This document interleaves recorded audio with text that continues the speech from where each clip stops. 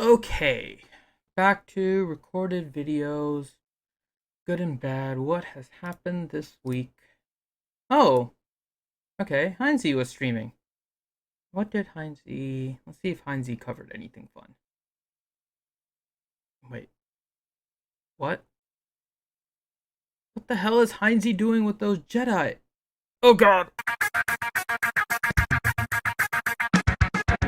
Hey everybody, Finity from Reality Skewed Gamers here with another episode of Good and Bad. And if you're not familiar what Good and Bad it is a weekly video, sometimes a live stream, but it's a video that goes through all the news and notes of different games over the past week. Now, the game we're covering here is Star Wars Galaxy of Heroes, and this week was a pretty productive week in the game. Now, it really only had one major thing, but there was a lot of little components to it that I think have a big impact. So, let's go ahead and jump right into it and jump to what the first thing was, which was the content update. Now, there was a content update that went through a lot of different things about the game. Really, when I say that, it was a lot of bug fixes and it was a lot of changes here. We can see that. But really, what this is really impacting is the upgrade to Unity. We talked about their Unity upgrade recently, how it's changing the game. We saw that there was an increase in maybe some of the graphics. Some of the abilities seemed a little bit cleaner. But this week, we also noticed that there were a lot of bugs. Content creators largely use emulators because the emulators really allow for a higher quality of video on the screen rather than mirroring or some of the other ways that you can get your gameplay onto the screen.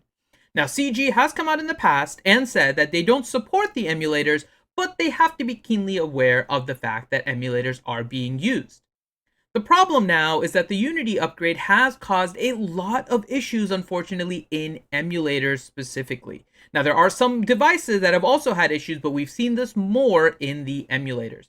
There have been crashes in the game just regularly. There have been freezes in actual combats and fleet. It hasn't been overall very well done. Now, it is a new system. I understand that they're upgrading it, and so these kind of things happen. Being from the IT side of things, I understand that these problems can happen.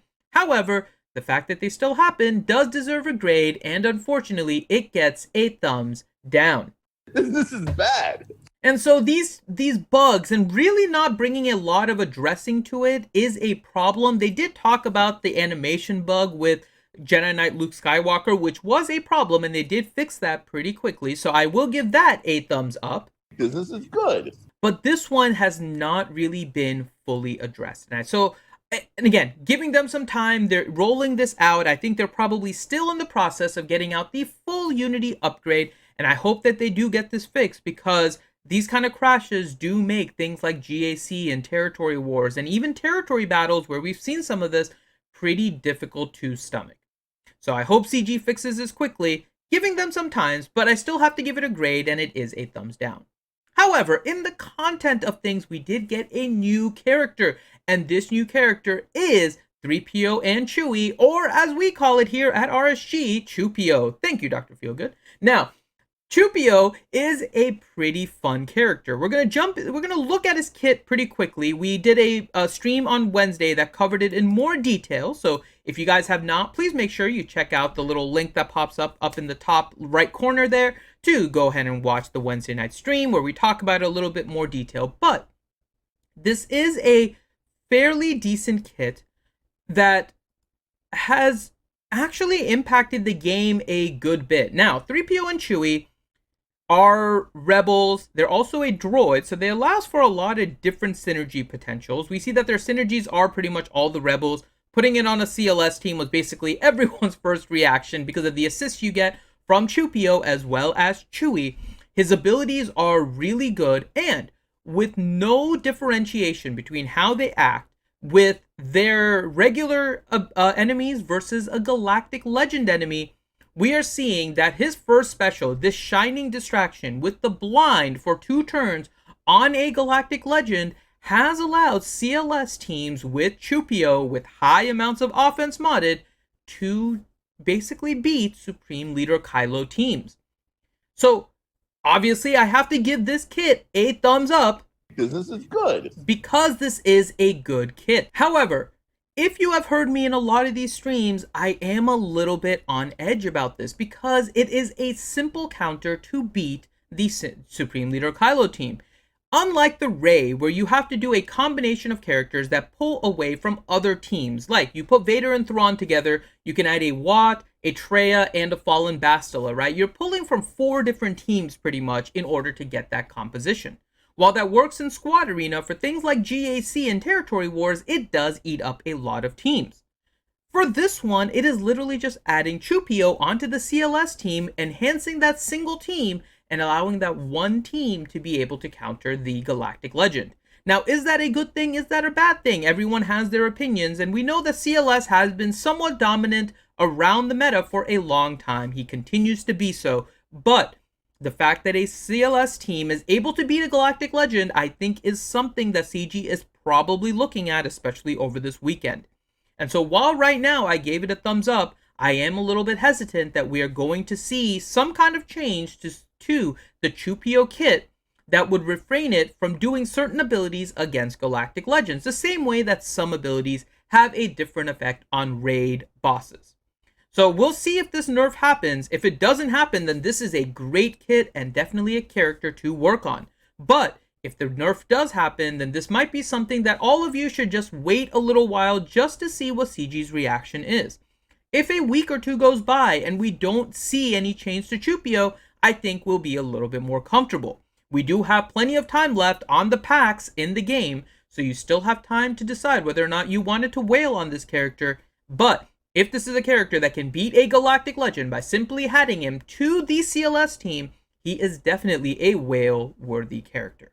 So, as we look back on this week, it really wasn't a whole lot of news. We had just a couple of things with the content update really focused on the new character. We're seeing some of the impacts of the upgrade of the Unity system, and I am liking the Unity upgrade so far. I did give it a thumbs down, but that comes with a lot of software upgrades, especially when you're doing it in a live environment. CG is going to be rolling these things out. There are going to be bugs, and I hope that everybody does report these bugs because they do need to get fixed. But it is something that I understand, and while I gave it a thumbs down, it is really not marring my opinion for the week, in that Chewpio is a great character, and I am really glad that he is in the game, and gave a little bit of insight as to what Anthony Daniels was talking about on Twitter. So for that, I am giving this week a thumbs up.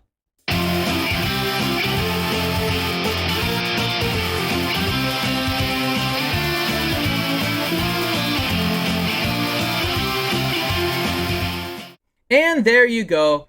Our week in summary, a thumbs up, a good week in Star Wars Galaxy of Heroes. And I'm just going to comment out here. I have not seen as much theory crafting around this game as I have with Chewpio. The fact that he's a droid, the fact that he's a rebel, it adds so much to this character. Now, I know a lot of people are focused on the Galactic Legends, but we've had theory crafting about using a Jin lead. We've been theory crafting about Old Ben. We've been theory crafting about Chopper. We've been theory crafting about K2SO and Cassian potentially with Chewpio. I am loving the theory crafting going on and bringing this community back to really what this should be about. Talking about characters, finding ways to use them, and having fun. I think Galactic Challenges, when they get released, if they are a true test of your entire roster, is going to have a good place for Chewpio and some creative ways to use him. And with that, I am Finity with Reality Skewed Gamers. Thank you guys so much for watching this episode of Good and Bad. If you have not, hit that logo down below in order to subscribe, or you can hit the subscribe button even farther down below. Make sure you leave some comments about what you thought about this episode, whether you agreed with me, disagreed with me. Was there something I missed from the community as well?